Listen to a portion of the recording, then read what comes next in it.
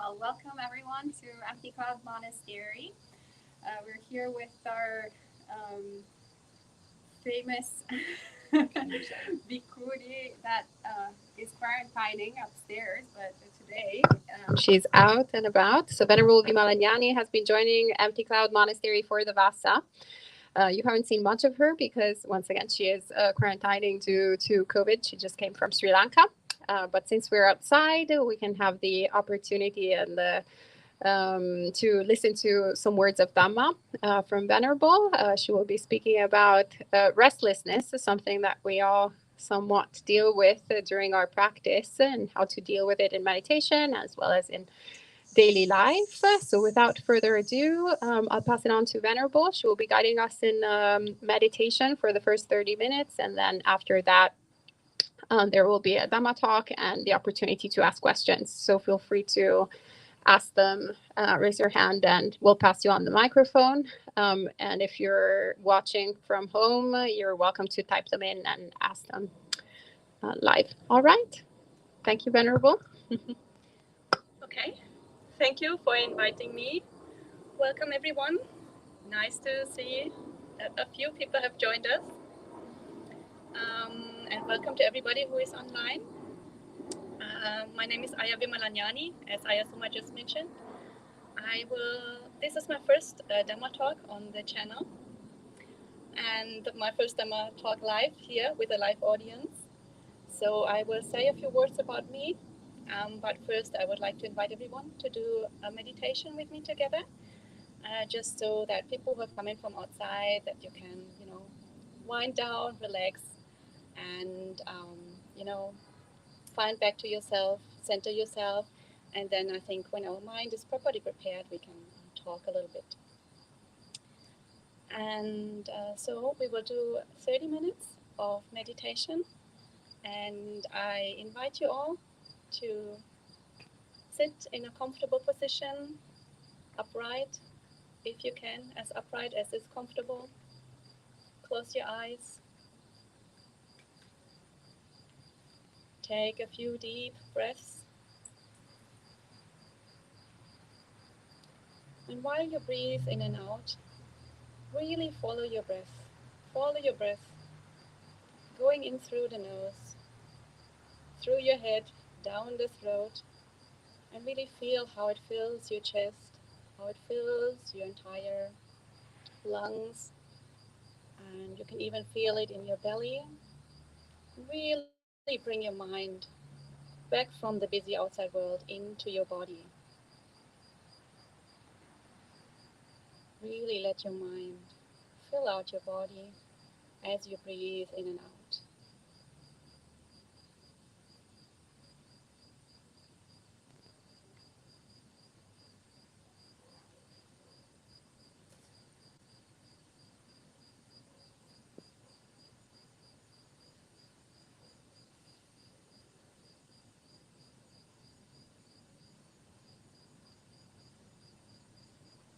As we begin our meditation,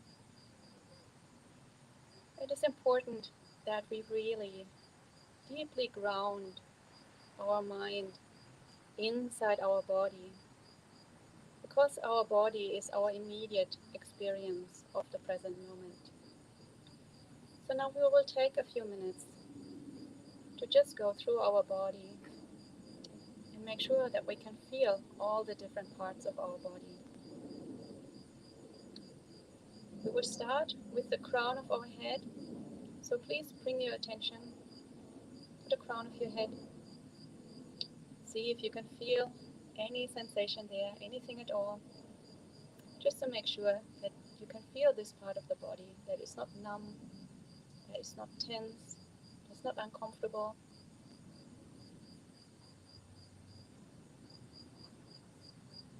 Feel your face, relax your eyes,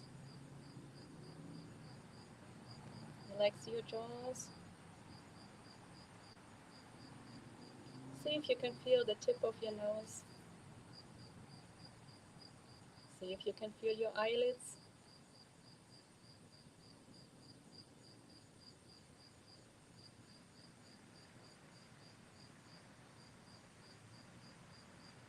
And as we now go through our body, we might encounter areas that are very tense, that are somewhat painful, or that might be numb, which we cannot feel at all. So by bringing our awareness back inside our body, we slowly open up all these places where the energy is stagnant, so that we can experience a little bit more relaxation, a little bit more comfort in our body. And we move our attention now to the back of our head. See if you can feel any sensation there. Just checking in with that part of the body. See if you can feel your ears, feel your throat. Many people have quite strong sensations in their throat.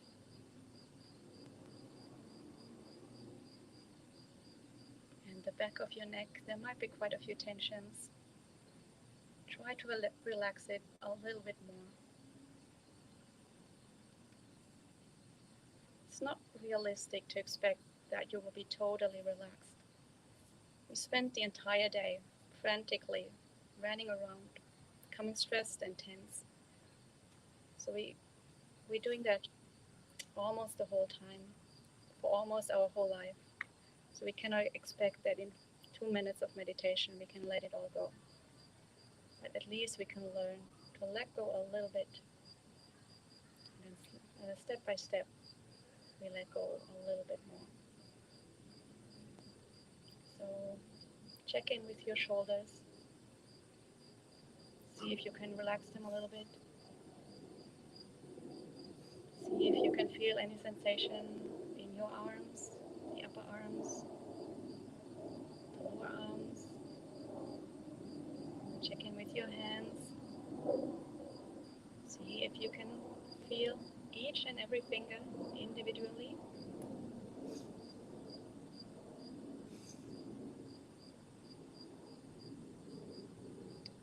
Now move your attention to the chest area. Many people feel a lot of constriction around the heart, or the area might be numb entirely and you can't feel anything at all there, or strong emotions might be coming up. Just witness what is happening. Just feel your body as it is in this present moment.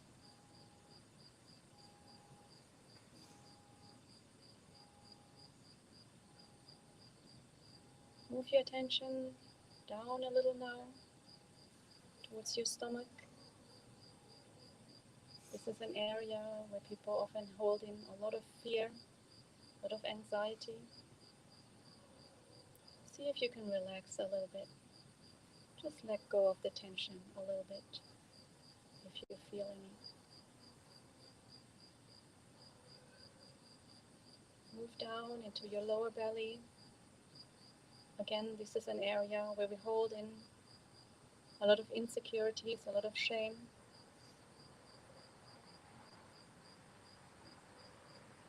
Also an area that is very often numb. Just check in. See if you can feel it. See if you can let it go a little bit.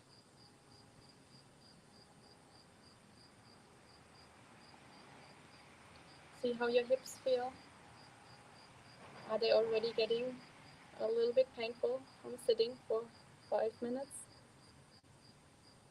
See if you can make them more comfortable.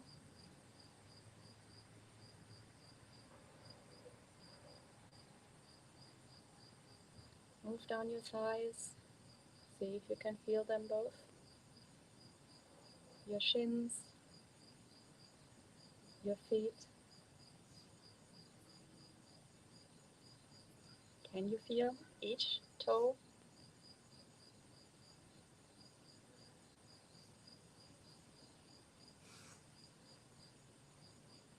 And now direct your attention towards your whole body. Just lightly watching your whole body. And hopefully you notice that it feels a little bit more comfortable, a little bit more relaxed than when we started.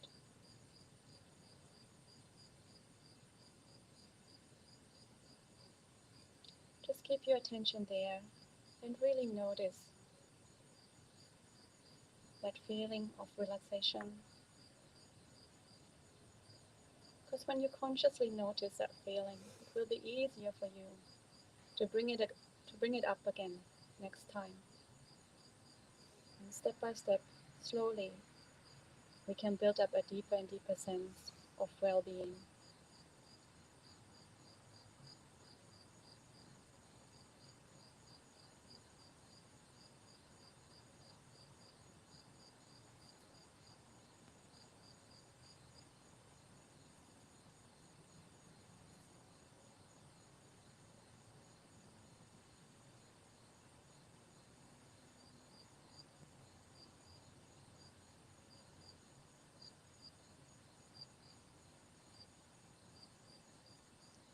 If your mind has wandered away, gently come back. Bring your mind back into your body.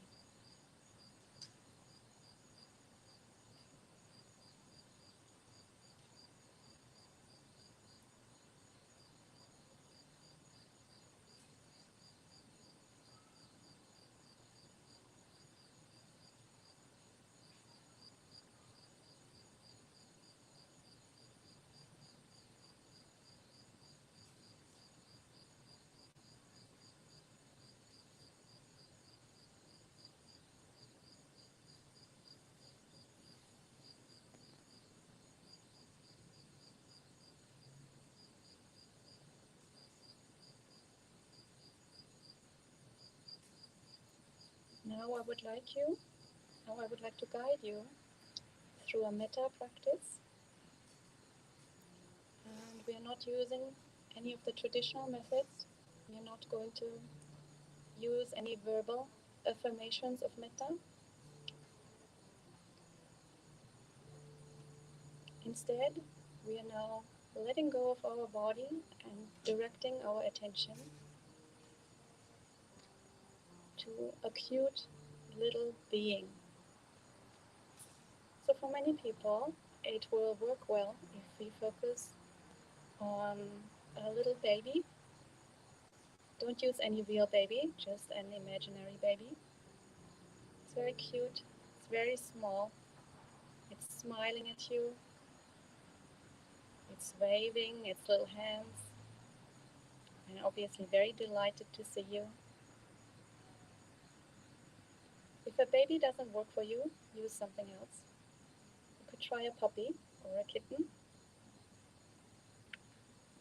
with very big eyes, still a little bit clumsy, a little bit uncoordinated, but very enthusiastic to see you and to play with you. Or if that doesn't work, you can use anything else, a baby koala bear, a baby dolphin, anything at all that you think is cute, is lovable, and that will immediately touch your heart. Just focus on your metta being. Focus on how it is very cute, how it is delighted to see you, and feel how the warm, loving sensation starts to well up in your heart, in your mind.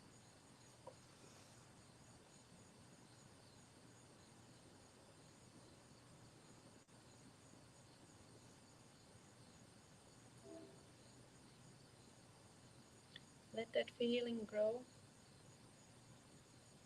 more and more. The warmth, the joy in your heart, the friendliness, the goodwill towards that little cute being.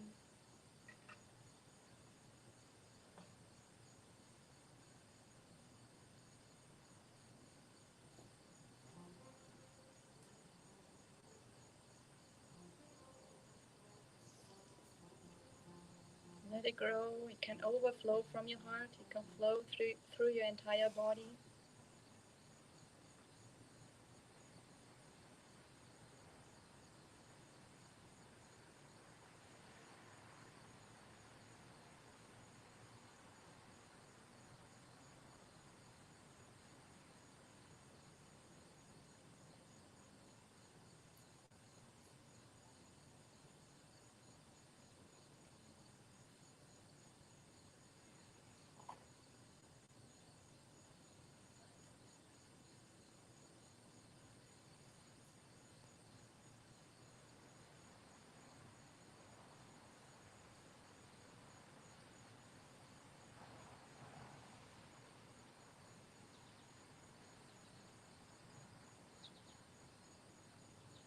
If your feeling of metta is still a little bit weak, keep on focusing on your metta being.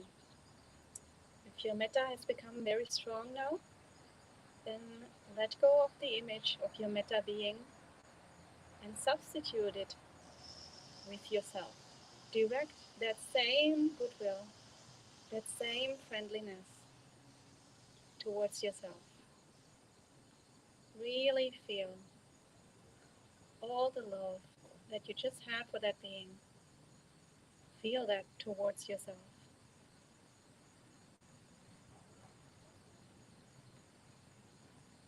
Accept yourself unconditionally.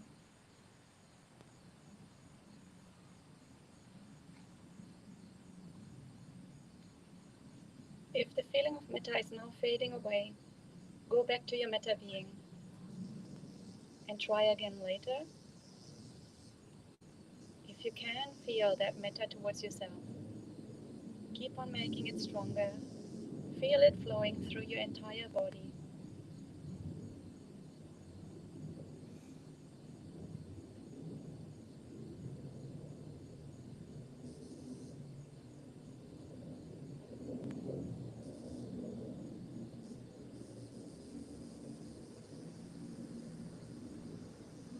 Let it grow until it fills up your entire being, your entire body and mind.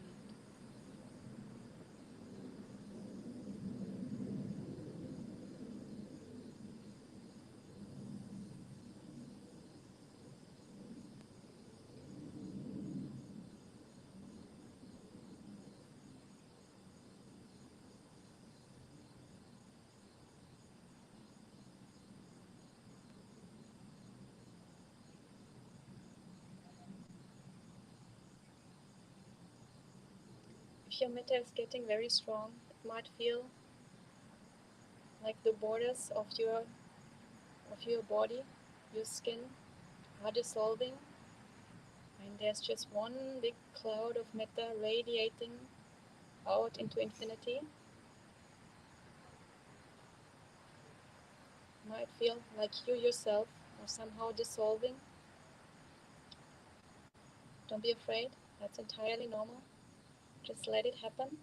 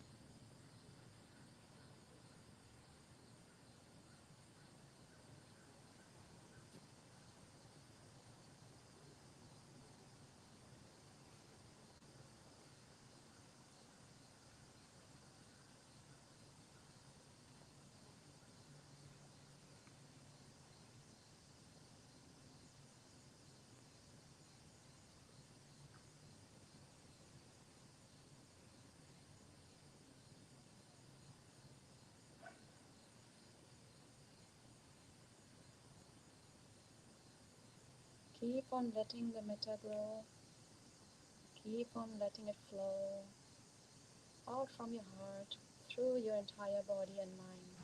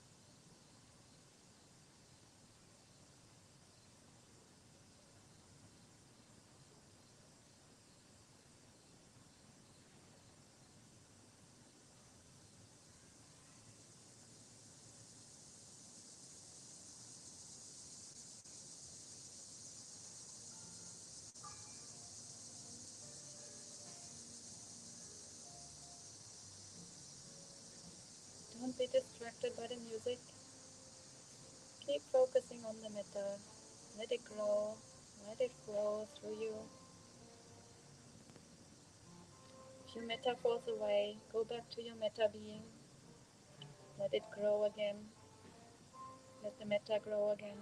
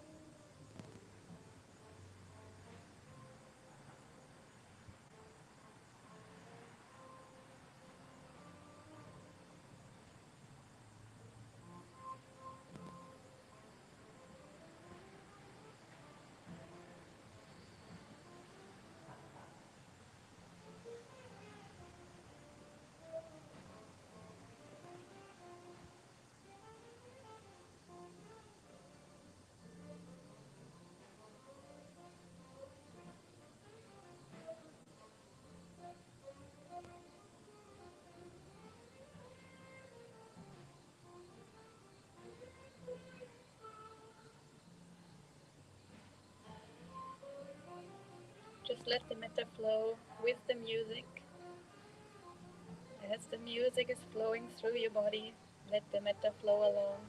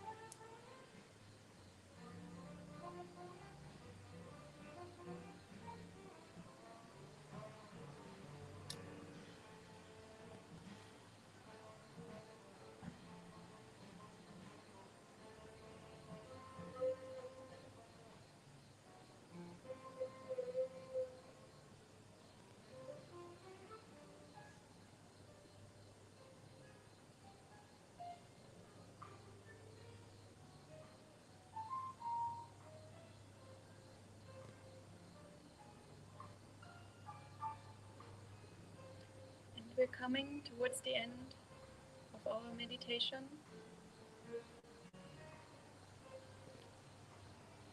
Again, really direct your mind to feeling the metta. Consciously feel that metta again. The more you get familiar with this feeling, the easier it will be to let it rise up again next time. So consciously notice it again as it flows through your body.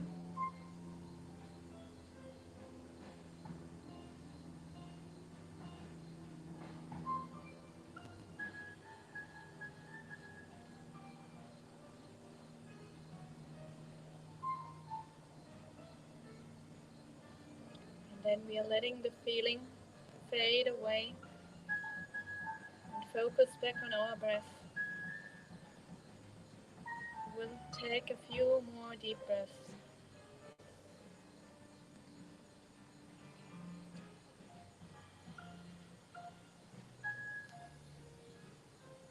And then we can slowly come out of meditation and open our eyes.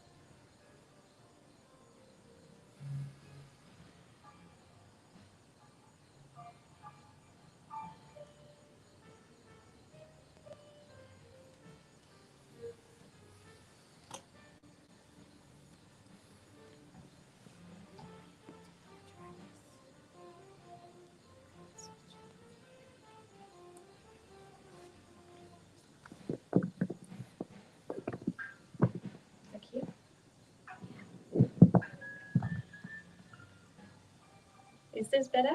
Can you hear me better? Okay, very good. So, I see a few more people have joined. Warm welcome. My name is Ayyā Vimalañāṇi. Before I give a brief introduction about myself, we will chant the Namo Tassa together. Feel free to join me if you'd like.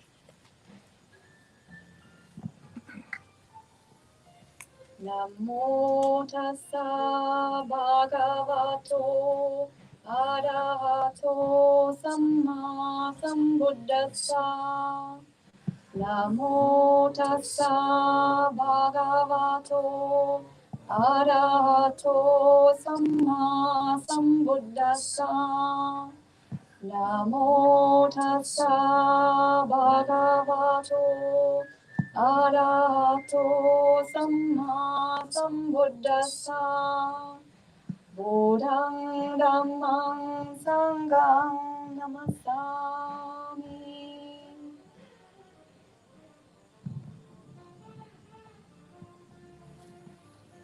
So today we are practicing under more difficult conditions. We are having a special concert next door, it seems, in the park. But anyway, we're going to make the best of it. So today's talk is titled From Agitation to Serenity. But first of all, this is my first talk here at Empty Cloud Monastery. So I will give a brief introduction to myself. So my name is Ayyā Vimalañāṇi. I think most people can hear from my accent that I'm from Germany. I am here at Empty Cloud for the Vassa retreat. This is a 3-month retreat. That is a traditional thing that Buddhist monastics undertake every year. The tradition goes back to the Buddha's time. And in the Buddha's time, of course, the Sangha was a Sangha of wandering mendicants. So they were not permanently staying in established buildings like this one here. They were just wandering from place to place. And of course, in India, there is a monsoon season. And in the monsoon season, there's a lot of rain and the rivers swell up, so you can't cross them. And the paths all get swampy, so you can't walk around. So the Buddha told his monastics to settle down for 3 months during this monsoon season. And of course, that then became a special occasion for people to live more closely together in community and to undertake special practices, maybe go and learn with a teacher, learn a new meditation technique or something about the sutras, the Buddha's discourses, or about the monastic law. So it was just a special occasion to deepen your practice and to learn something new and to practice the skills that you need to live harmoniously together in a community, which is not easy. And not everybody in a monastery is fully enlightened. So people still bring all their defilements from the lay life and from previous lives. And so living together harmoniously in a community is not that easy. And I've just lost my page. So this is a special opportunity, and maybe I should briefly introduce where I was before I came to Empty Cloud. I've been in Sri Lanka for 2.5 years. And in Sri Lanka, my situation is very different from here. So in Sri Lanka, I live in a forest hermitage, and I have my own kuti. A kuti is a small cabin. So all the monastics there, we live very, very secluded. So we spend almost the entire day by ourselves. So I would say maybe every day we spend 23 hours and 45 minutes by ourselves. And we only come out to get our meal and to do a little bit of sweeping or a little bit of cleaning. But really, the vast majority of the day, we really spend only in solitude. So coming here into a community is a very big change, and it's a very interesting change. And we can all see how our mind adapts to the different challenges, like, of course, there are also challenges when you're by yourself, but when you live in a community, the challenges will be very different. So from time to time, it's very good to put yourself into a new environment and see how your mind reacts to that. Because that obviously can point out to us a lot of blind spots that we would never notice if we were by ourselves. And other people are so good at, showing us where we might still have work to do. So I am easing in very slowly. I'm still in quarantine, so I haven't gotten the full blast of community life yet. So we can see my mask is here. But we are outside, we are socially distancing, so it's not necessary because I'm not fully vaccinated yet.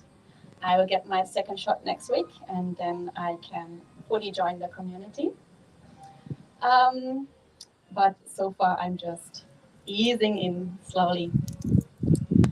And I saw from YouTube that today's topic is from agitation to serenity. So obviously somebody thought that would be a good thing for me to talk about. Maybe that I would be somehow qualified to talk about this. So let's see what happens. I see some people are laughing. And of course, this is a very something that we all struggle with. Agitation is something we are all very familiar with in our modern lives. I think in human history, lives have never been as frantic as they are now. We're all so busy. It's basically expected by society that we're constantly rushing around. And an ideal life is a life where we never miss out on anything. We have a full career and a happy family, and a very active social life, and so many hobbies, and we have a perfect garden that we work in all the time, and we have so many things that we are expected to do. So we're just rushing around all the time, keeping busy. And of course, that takes a toll on our mind. So everybody is stressed out, everybody is exhausted, and everybody wishes for peace, but we don't actually know how to find it. So I think many people turn to Buddhist practice because they realize that their life isn't sustainable in the way they are living it, and because they actually see that there's something missing, because they're actually looking for more serenity, for more peace. So we start practicing the path. And of course, we bring the methods that we use in lay life into Buddhist practice. And we try so hard. We try so hard to find the peace.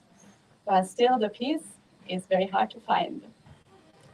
And why is it so hard to find? And I think it's so difficult to find peace because we are not at peace within ourselves. We're not that content with ourselves. We are very critical, we are very perfectionist, we constantly point out all our mistakes to ourselves, we constantly criticize ourselves, put ourselves down. We always think we're not enough, we don't have enough, we have to improve ourselves. So we're not that content with our lives, and we're not that content also with the people around us. And we have these fault-finding minds all the time, and that brings all this agitation and doesn't let us settle down. So this is something we experience very strongly when we meditate. We're seeking peace, but actually when we try to go inside our body, we feel so uncomfortable. So it's very hard to sit still for a few minutes. The body is always shifting around. There's an itch here, you want to scratch there. You want to move your legs and something starts to ache. And the mind also is the same. The mind brings this busy energy from outside, and the mind keeps on running around. The mind is very difficult to calm down. So we feel very uncomfortable in our skin. And in our modern times, we have a lot of words for those feelings. And those are words that we don't really find in early sources of Buddhism. We don't really find that in the text. The Buddha didn't really speak about this. So words like self-hate, self-doubt, insecurities, feeling shameful, feeling ashamed of oneself, low self-esteem, and then we have all kinds of other words like imposter syndrome, where we really feel we're not good enough, we're just faking it. And we're constantly wondering about other people's opinions. So our mind constantly goes out to other people and wondering what others are thinking of us. The mind doesn't stay within our own body. So constantly we are looking to other people to tell us that our life is okay, that we are okay. We constantly need approval from others. Some people constantly need approval from others, so it's very important to them to socialize. And other people are exactly the opposite. So some people, they fear rejection from others. They also want approval, but they think they're not going to get it. So they are very fearful of rejection from others. So they keep away from everything. They withdraw into their own shell, and for them it's challenging even to interact with other people because they constantly feel that they might be rejected. And that is because we don't love ourselves, because we ourselves are not enough for ourselves. So if you want to feel more peace in your life, then if we want to feel more peace in our lives, then we really need to learn to be at peace within ourselves. And to do that, we need to learn how to love ourselves unconditionally, how to accept ourselves unconditionally, even if we're not perfect, even if we make mistakes. So the whole practice actually is about becoming our own best friend. So somebody who doesn't put us down, doesn't constantly find fault with us. So when we learn to be at peace within ourselves, then we no longer need that much approval from others. We no longer constantly are needy and greedy for other people's attention. And that means we can also bring peace to other people's lives because we don't constantly need stuff, approval, attention from other people. So that also means that we no longer need to deceive other people.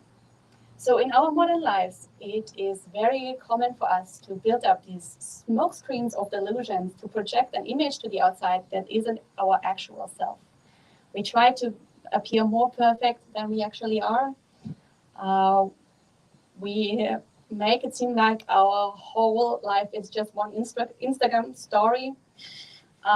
Everything looks perfect. We always look perfect. We can't even go out at 6 o'clock in the morning to buy, a loaf of bread for our breakfast without, spending 1 hour doing our makeup and our hair. Because the, cashier in the supermarket might think something badly of us if we don't look perfect. So we are constantly under this stress and constantly under this impulse to create an image that isn't our actual self. So constantly, strengthening the delusion that we create around our life, just to meet what we think are the expectations of others. But the other people might not even expect that of us. They probably don't even care that much. So learning to love ourselves unconditionally is something that's immensely beneficial for ourselves, but it will also be immensely beneficial for the entire community around us. Because when we are able to totally open up our heart to ourselves, then all the boundaries fall away. When the heart is fully open, we are fully open towards ourselves, but we are also fully open, fully accepting of everybody around us. So other people are also no longer under any pressure to live up to our expectations. And we are giving other people the peace and the freedom to be the way that they want to be. So learning to fully accept oneself is not a selfish practice. This is something that will bring peace to you, but also to everybody around you. And then, of course, our practice also can go up to the next level. When our heart is entirely open and there's no more distinction between ourselves and others, then all the concepts fall away, all the notions of self, of other, of beings, of differences fall away. And we experience true peace and true serenity.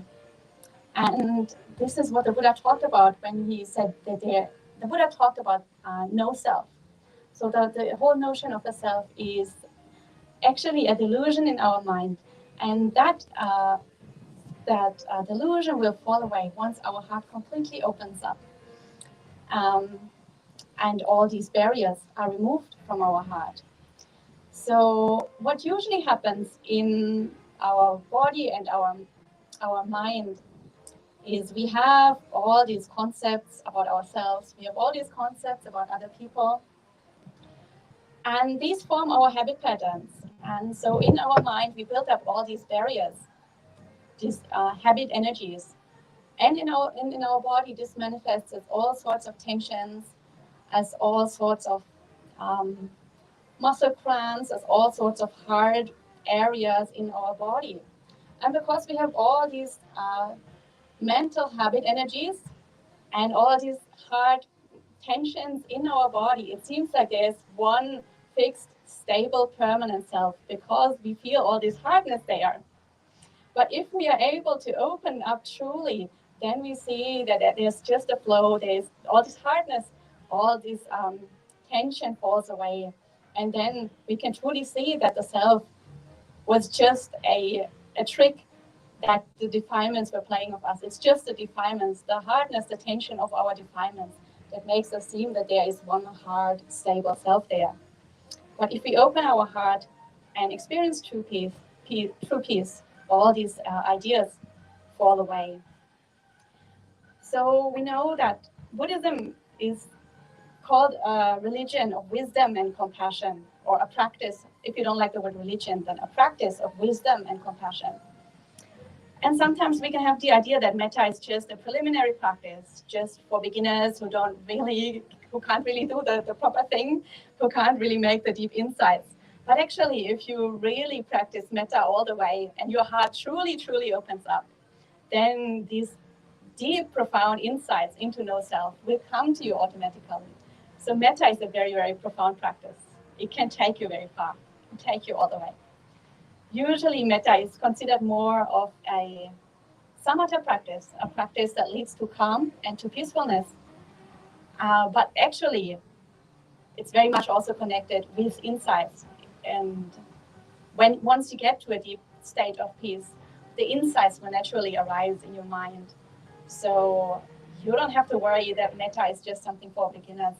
It's really something that can take you very far, it can take you very, very deep. It's a very, very profound practice on the path.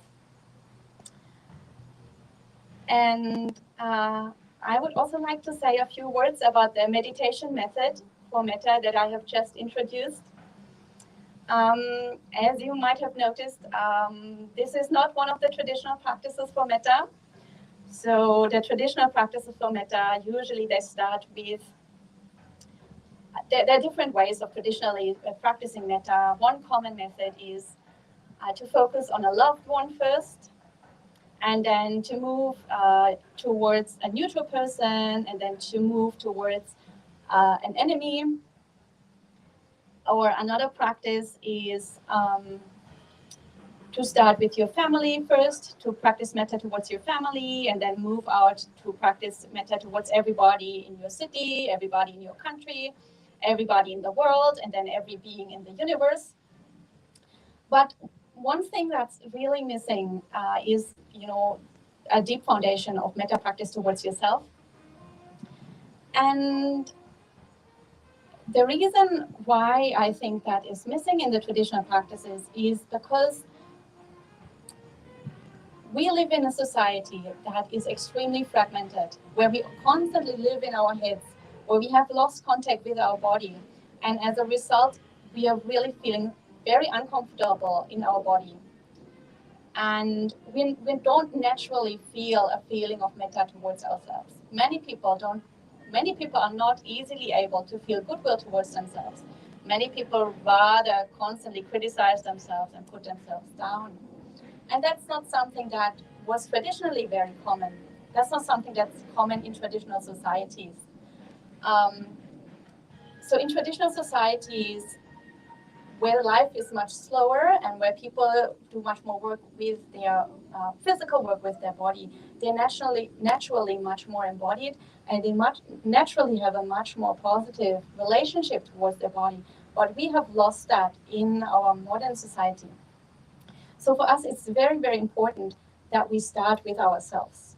Because if you don't like yourself, then you can't truly like others, because the feeling of metta is generated inside your own body, inside your own heart. So if you can't be comfortable in your body and you can't be comfortable in your mind, you can't generate a true feeling of metta. So doing self-metta, I think, is extremely important, an extremely important foundation for metta practice. And again, this is not a preliminary practice. You can do self-metta for many, many, many years. It can even take you all the way, because as I mentioned, if it gets really strong in your body, all the barriers can dissolve, and there is no more difference between you and other people. You don't have those notions of separate beings anymore. So practicing very strong self-metta will naturally overflow into metta for unlimited metta for the entire world, for the entire universe. So it can seem very selfish to us if we practice self-metta. I think many people have a very strong mental barrier to direct metta towards themselves. And that's again something that comes from modern societies, especially societies that are based on the Christian religion. And of course, in modern societies, there are plenty of people who are not Christian, but the Christian values have somehow seeped into the fabric of our societies. So a lot of even secular values are somehow based in Christian ideas.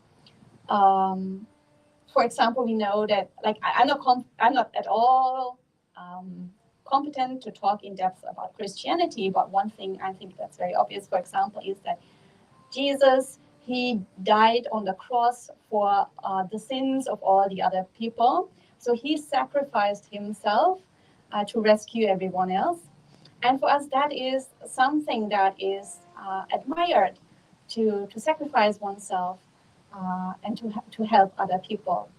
So this martyr mentality is actually quite admired in Western societies still. And we don't really question that. We don't even consciously notice that, that we feel that we constantly have to do what other people want. We constantly have to, not be like we consider it would be selfish if we did what would be best for us, instead of fulfilling other people's wants or needs. But that is something we really should question as Buddhists, because the Buddha did not teach like that at all. And I would like to share with you one little sutta where the Buddha is teaching about 4 kinds of persons. And in that sutta, the Buddha says there are 4 kinds of persons, and one kind is the kind that practices for their own suffering, for their own harm, and also for the harm of other people. Then there's one kind of person who practices for their own happiness and also for the happiness of other people. Then there's one kind of person who practices for their own harm, but for the happiness of other people. And one kind who practices for their own happiness, but for the harm of other people. So now the Buddha says, the worst kind of person, I think it's obvious, is the person who is practicing for their own harm and for the harm of other people. The best kind of person is also obvious, who is practicing for their own happiness and the happiness of other people. But now we have 2 more kinds of people.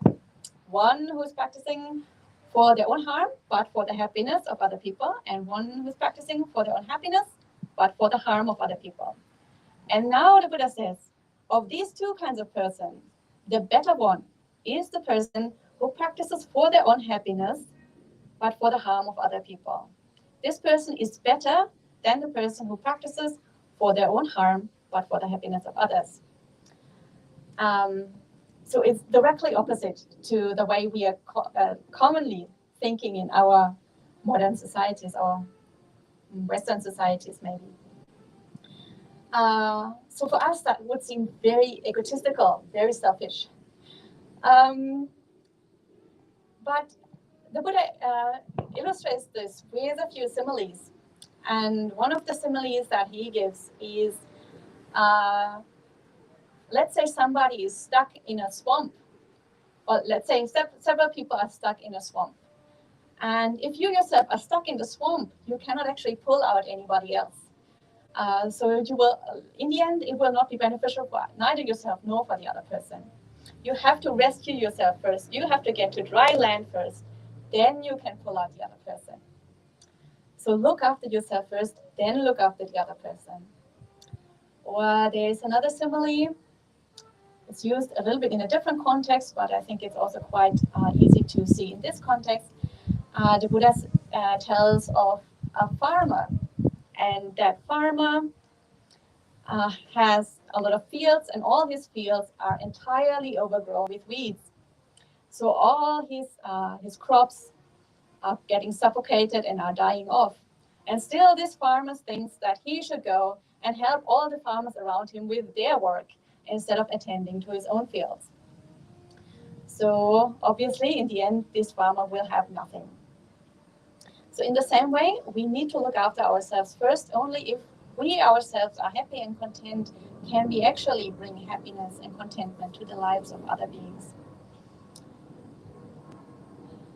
And as I mentioned, once your heart truly opens, then distinctions between yourself and other fall away anyway. So it's not a selfish practice. This will actually lead to your own happiness and to the happiness of others in the long run. So for this reason, we have done this meditation method that we have done today in the way that I have taught. We have not used any meditation words, any metta words or phrases. Like usual phrases would be, may all beings be happy, or may all beings be well, may all beings be free from suffering. And by using those metta words, we are trying to generate the feeling of metta. And what seems to be the case is that for many people, it's very difficult just by repeating those words to actually generate the true feeling of metta in their heart. So if there are methods to just directly access that genuine feeling of care, of love towards another being, then it's much easier to actually do the metta practice properly. And for that reason, if we can find a being where naturally that metta springs up in our heart by focusing on that being, then our metta practice can take off much easier because we have direct access to that feeling, the metta feeling in our heart.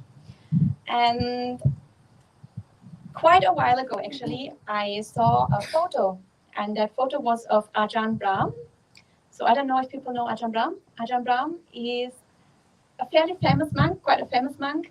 He is an English monk, but he lives in Australia. I think he's been living in Australia for almost 40 years. And he's also regularly teaching metta meditation. So I saw this picture of him, and he's quite a chubby monk. And there was a picture of him holding a teddy bear. And, that teddy bear, it was a really, really large teddy bear. Like, Ajahn Brahm is quite chubby, but that teddy bear was almost as big as Ajahn Brahm. And that photo was taken at a retreat that he was leading, and he was guiding people through a metta meditation. And because he also knows that it's difficult for people to feel metta if they just use the words, he brought that teddy bear, and he told people to just direct the metta towards the teddy bear. Because a teddy bear is a very uncomplicated object. If you use a live person, like say a loved one or so on, sometimes you can have quite conflicted relationships even with a loved one. But nobody has a conflicted relationship with a teddy bear. So he was suggesting to people to use that teddy bear. And then I got the idea to just use any being that people can connect with well. So everybody can create their own perfect meta object, their own perfect meta being, and their own personalized meta being also, because I think that will be slightly different from person to person, to really have the direct connection from your heart and to really be able to bring that meta feeling up, hopefully in the easiest way possible. So, and that feeling that you have for this being, this very uncomplicated, loving, kind feeling, is the feeling that you need to develop for yourself. So being completely non-judgmental and being able to forgive any kind of mistake that you make. Of course, learn from the mistake, but don't put yourself down if you make a mistake. Just learn, move on, and keep up a good attitude towards yourself. So, yeah, to sum up, metta practice is not a preliminary practice. It can take you all the way to the deep insights of deconstructing yourself and to really truly seeing non-self that the Buddha was teaching about. So it can lead you all the way to remove the defilements from your heart, to let your heart truly open up and to let go of all these mental tendencies that create all the suffering in our minds. So metta is a very, very powerful practice.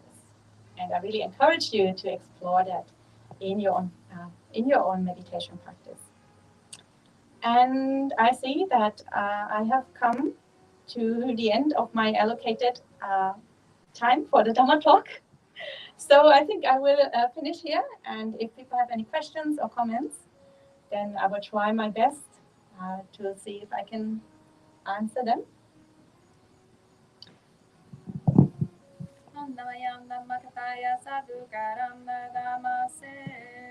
Sadhu, sadhu, sadhu, anumodami.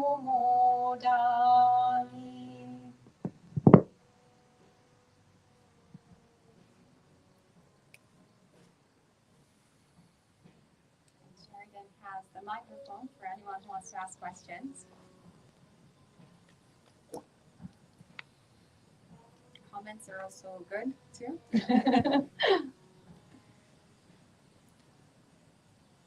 There's a comment online that today was Ajahn Brahm's 70th birthday. Yes.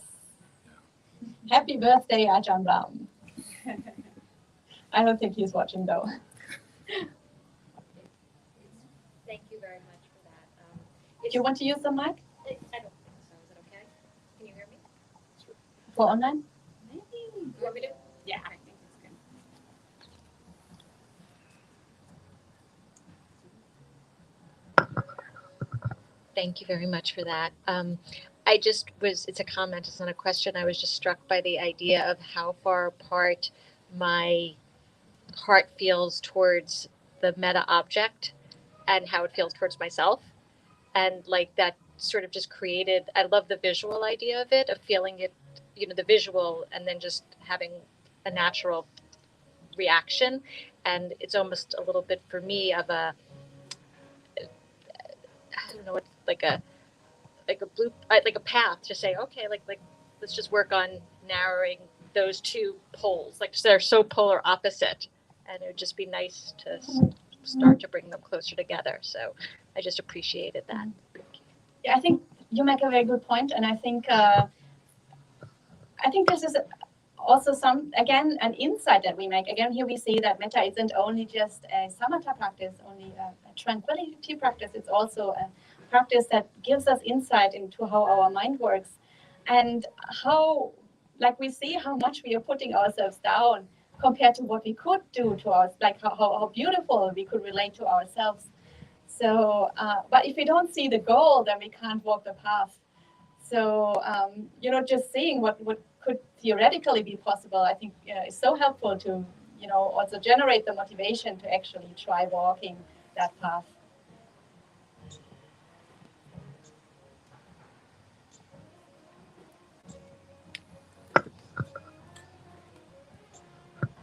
In my metta practice, most of my focus is on myself. But in the past, like a neutral person, I didn't have a problem a crossing guard, somebody I didn't know, but I saw almost every day.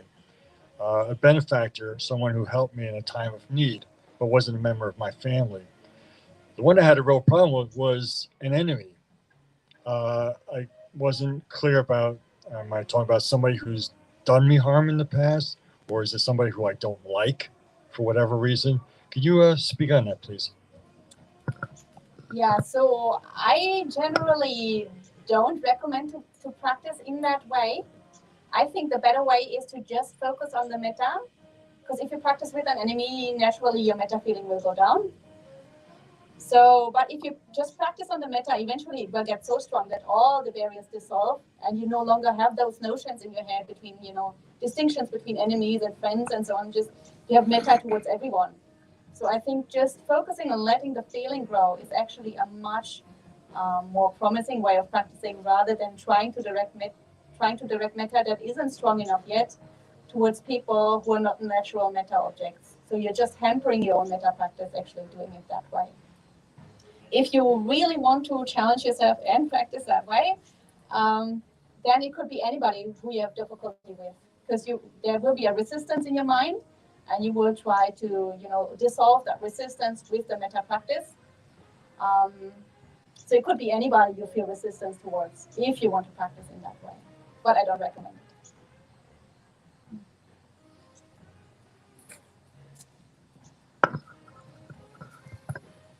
This is a question from online from Derek Chitta Kamara. Venerable, how does metta lead to dispassion? Metta is a very, very, very positive, nice feeling. So it makes us very content. If you have true metta, you can just sit here and bliss out.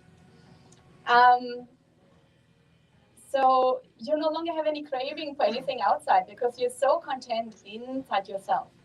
So naturally, you become dispassionate to all outside objects because your metta inside is so blissful, so strong that everything outside kind of loses its attraction. And so if your metta really takes off and really becomes strong, I think dispassion is quite a natural consequence of that practice.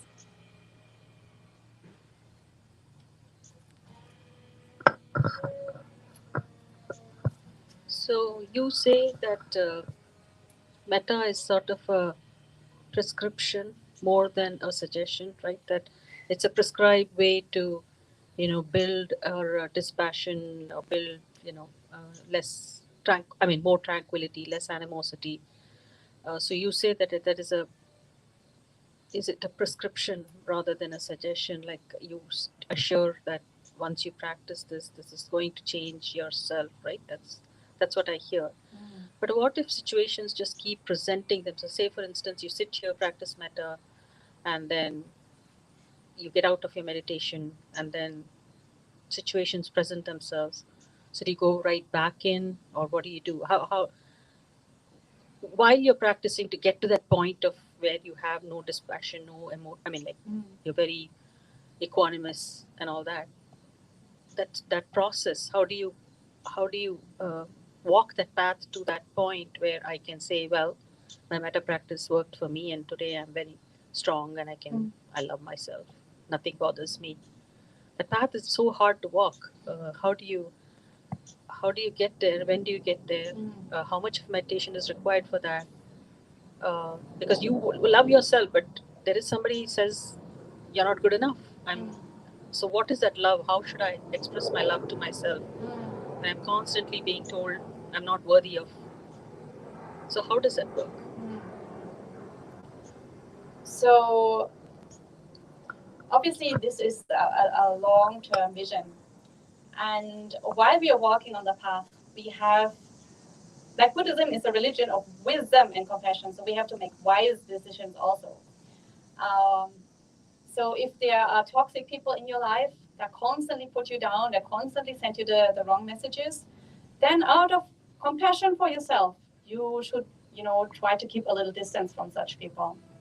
So you might think that's not very compassionate to the other person, but as I mentioned, look after yourself first, and before looking after other people. So in the Mangala Sutta. I'm assuming you're familiar with the Mangala Sutta, a very famous sutta. And the first line there is, the Buddha tells us to keep away from fools and to keep with the wise people. And that is a high blessing, one of the highest blessings. So, we have to make wise choices in our life. And if people are really toxic, then, keep away from the fools and spend more time with the wise people. And if you can't totally cut them out of your life, sometimes this might be a close family member or somebody at work and you can't change your job easily or something, just try to limit the time that you spend with them. And also when you have to spend time with them, consciously, make it conscious to you what is happening now. So maybe before you go in, you can do a little bit metta practice. While you're there, you really note what is going on. You really note, this person is expressing bad views again. This is a wrong view. I will not buy into this. So don't let your subconscious take over and just, put you down as you, like all your habit patterns putting you down again. Really, consciously set a counterpoint to the message that they are sending you. And then hopefully over time, your positive habits will take over and these kind of things will be automatically dismissed. But in the beginning, it will be basically, it will feel like an uphill battle. So you have to put in a lot of energy to change these habit patterns that are putting you down. And it may mean that you take yourself out of quite a few toxic situations in the first place because you're not strong enough yet to properly deal with them.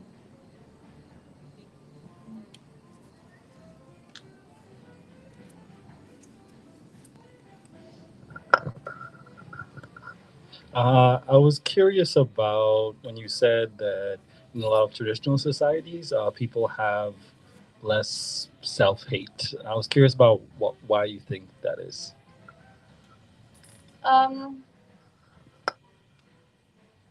So I've experienced that when I lived in Asia, especially when you go to the villages. The hermitage where I'm living now is in a village. And people there just, first of all, they are a lot less stressed out. Their lives are much more simple. They are much more embodied because they do a lot more physical work. Their education system doesn't constantly train them to be in their head.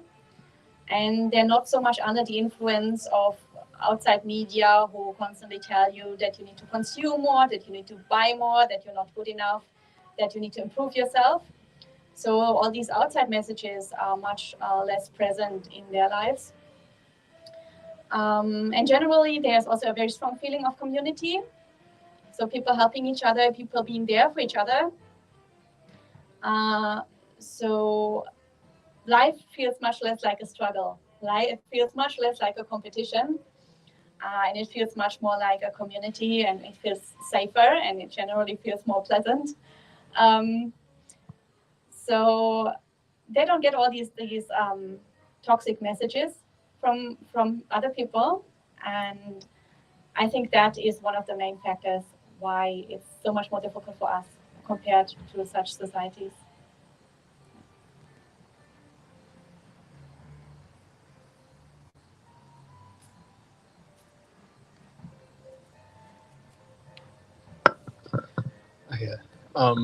Thank you for the talk. And I have struggled in my metta practice with loving kindness for myself. And it's gotten a little better, tiny bit. But it's always been like I've done loving kindness for enemies, and I can sustain that for a long time, and I usually save myself for last because then it just immediately peters out. Like I said, it's been better, but do you think there are any practices that can, maybe outside of metta or maybe different ways of approaching metta that can start to break down the conditions for that to happen, that can support loving kindness for oneself that might not be so obvious? So it's interesting because I made exactly the same experience where, it was when I used the traditional methods of practicing for a loved one, a neutral person, an enemy, and then maybe for myself last. even practicing for an enemy wasn't that difficult. And that shows how much, even for an enemy, we can have compassion. But, you know, ourselves, we're putting down so much. And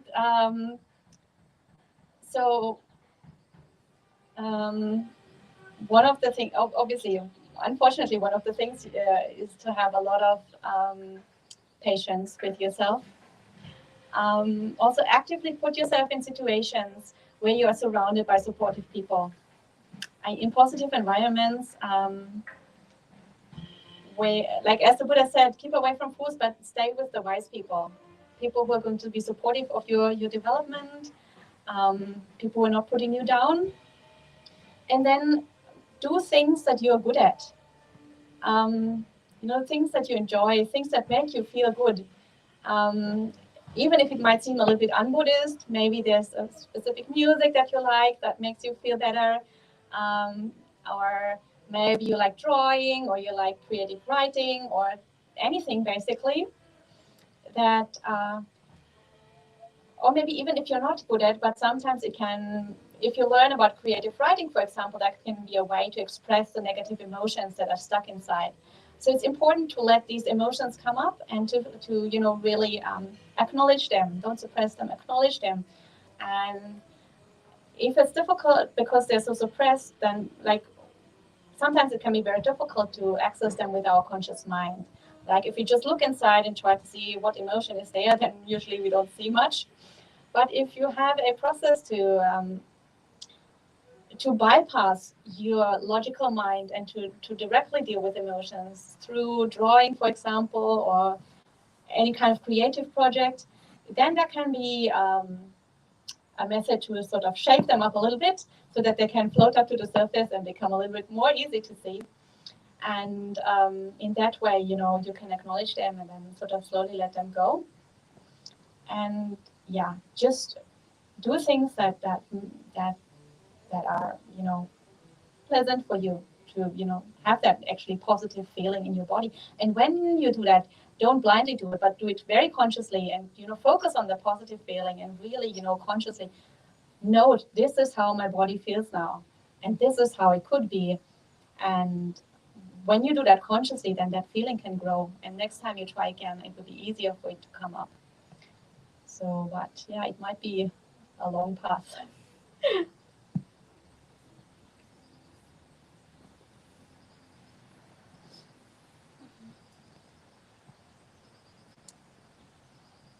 Are there any more questions or comments? Okay, then I think we can finish for today, and we will finish as usual. Oh, sorry. Yeah, please go ahead.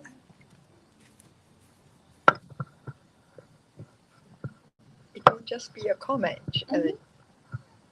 For my own experience, or maybe I could get some advice to handle it better. I'm starting to recognize much more when I go through stages of self-criticism. I'm thinking right now, chiefly family, or I catch myself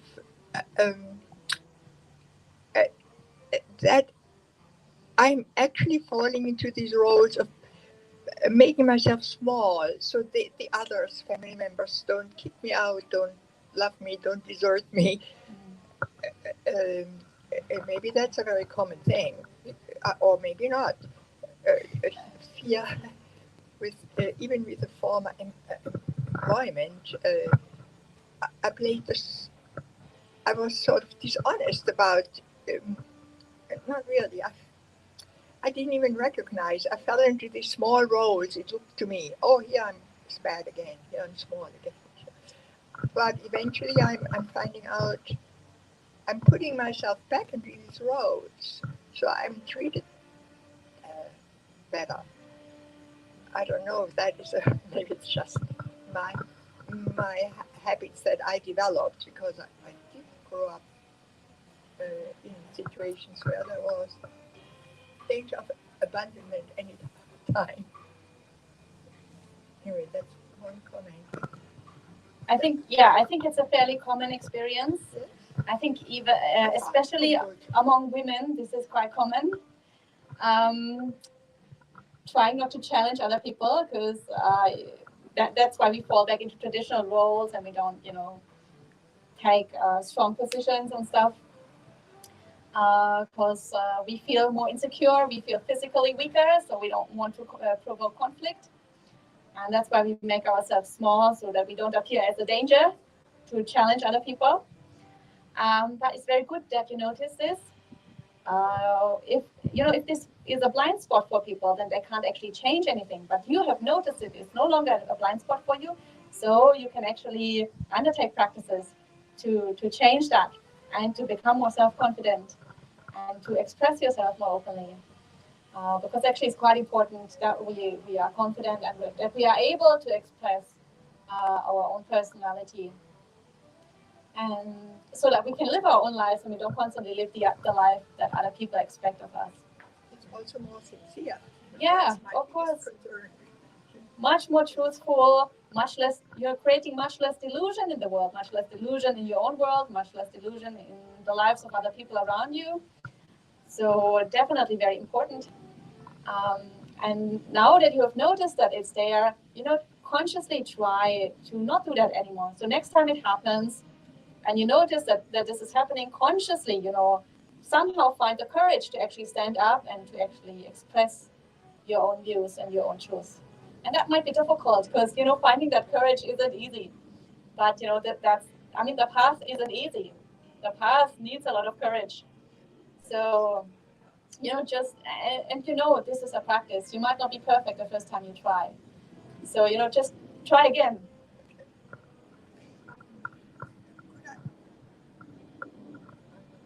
Could I also express gratitude to you during your talk? When I first studied with the Buddhists, I felt the one thing that I missed the most. I said there is no love in Buddhism, or it's never mentioned. The way I was, my previous studies, I learned the biggest. I heard about the compassion. Okay, I knew about compassion, but the true love, how I thought about true love, and I was very disappointed. My teachers, they didn't even know what I was asking. But I realized myself in the past what you talked about. It had to do, I found out myself, with sacrifice. The true life in Christianity, for example, on my studies in Christianity, down centuries, included the willingness to sacrifice. I found out eventually my own answers in Buddhism and, for example, in the Hebrew religion. There is no such thing as sacrifice. It really, and sacrifice was the highest form of love. Anyway, I was so glad you confirmed that in your talk about that subject. Yeah, so I don't know, I just repeat for people online. She was saying that for a long time she felt that there was no love in Buddhism. Even the word was like... Even the word, yeah, she felt like, yeah. And she had this wrong way of thinking that self-sacrifice was the highest form of love. And I think it's something that quite a few people experience, especially in Theravada Buddhism. The traditional way of teaching in Theravada Buddhism can be quite ascetic, can be quite harsh, and it can seem like there's just a lone hermit on a mountain, and we don't really practice in a community, and we don't have to relate to other people. I think one reason for that is that Theravada practice was a little bit out of balance because we were missing parts of the Sangha, especially we didn't have female renunciates for a long time in Theravada Buddhism. We didn't have female renunciates for more than 1,000 years in Theravada Buddhism, and it's only in the last few decades that we actually did revive the Bhikkhuni order. And when you have a gender balance that is so much out of balance, it becomes clear that values that are more male, traditionally male gendered, become more glorified, and the more female gendered values become sort of left aside. So traditionally, the more social interaction, like the social interaction is more like a female gender value. So it's very difficult. Like if a monk were to teach a lot about that, people would start to look down on him and sort of think that he's not a real man. So now that the gender balance is there more, I think all these teachings are coming up much more. So even now we see a lot of monks, male monks, also teaching about these kind of things. I think in the last few decades, this has really, really changed. This has really had a very big impact on how the teaching is presented, both by the female and the male monks.